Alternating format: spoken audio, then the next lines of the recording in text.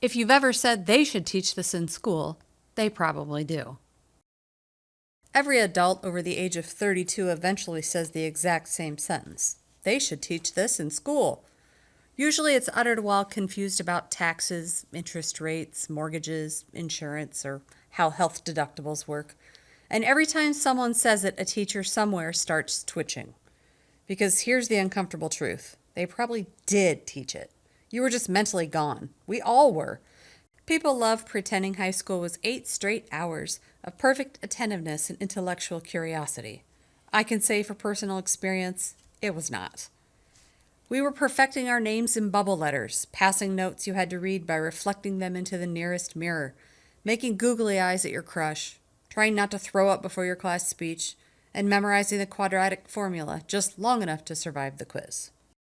Meanwhile, some exhausted social studies teacher absolutely did explain taxes, civics, budgeting, and compound interest, while half the class was secretly spelling out boobies on a calculator.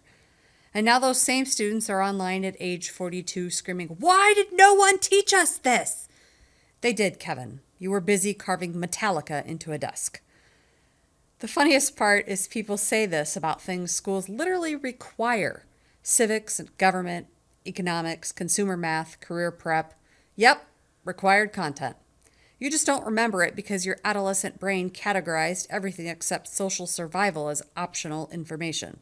That's normal. Teenagers are biologically incapable of caring about property tax structures.